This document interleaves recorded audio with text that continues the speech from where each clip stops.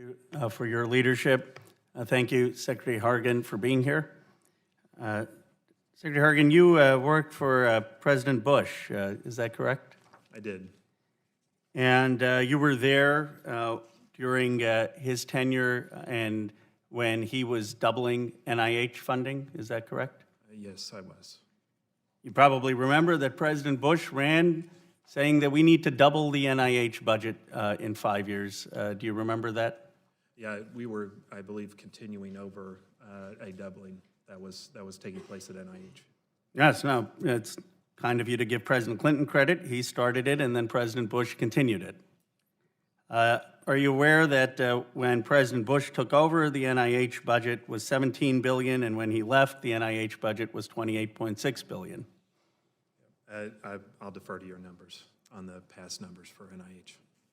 I was recently with Secretary Condoleezza Rice, and she said, one of the biggest things we can be doing for this country is doubling funding for the NIH and National Science Foundation. Would you agree with her comments? I believe that, as I said, medical research is core to part of the mission of HHS to enhance the health and well-being of the American people. We stand fully behind NIH and its medical research mission, both for it and for the grantees that it enables to do that important work. Within the CAPS agreement and the budget that we have, we have to operate within the budgetary environment we've been given by the CAPS agreement that was entered into. In your opinion, though, when you looked at President Bush's approach and the approach Condoleezza Rice is recommending, I mean, they also had to operate within hard budgets. They found the money to double NIH. Do you think their approach was better for our competitiveness or the current president's approach? Well, I mean, they're two very different philosophies. I have great respect for Ms. Rice. But we also have to operate within the legal environment that we have, the budgetary rules that are put in place. We can't violate those. And we have to prepare our budgets realistically within the bounds that are set for us by law. So in making those decisions, we have to abide by the agreements and the laws that we're given by the Congress. You know that in the context of the federal budget, $4.5 billion, do you think that's a significant percentage? If you just had to guess, I mean, it's probably less than 0.1% or 0.5% of our federal budget.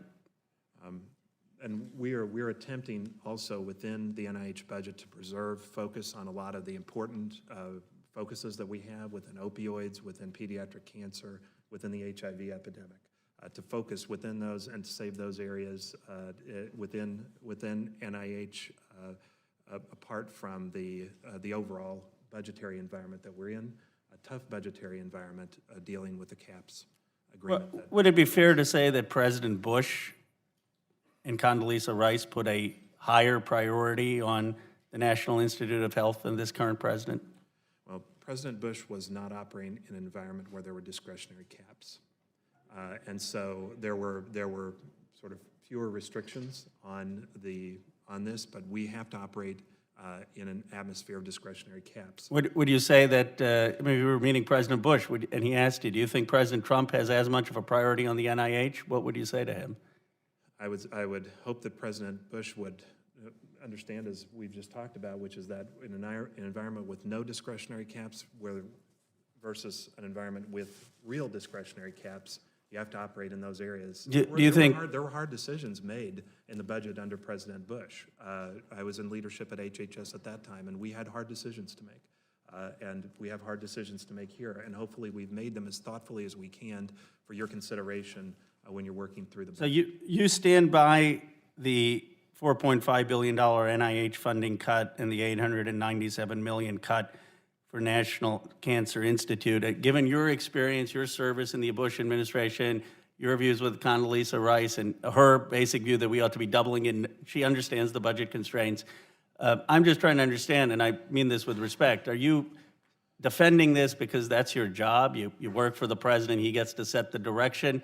Or do you really think that his vision is better than Bill Clinton's and George Bush's and Barack Obama's and every single president before him in modern time who wanted to increase funding for the NIH? Well, I would say we have something around a $99 billion discretionary budget at HHS. NIH has been $38 billion of that. It's the largest single item of discretionary spending within our department. And we have many programs within that we have to, within the CAPS agreement, within the cuts to discretionary funding and the caps that we have to abide by, we have to try to be as thoughtful as we can in that environment to make sure we comply with the law and the caps that were sent to us. Thank you. Gentleman's time.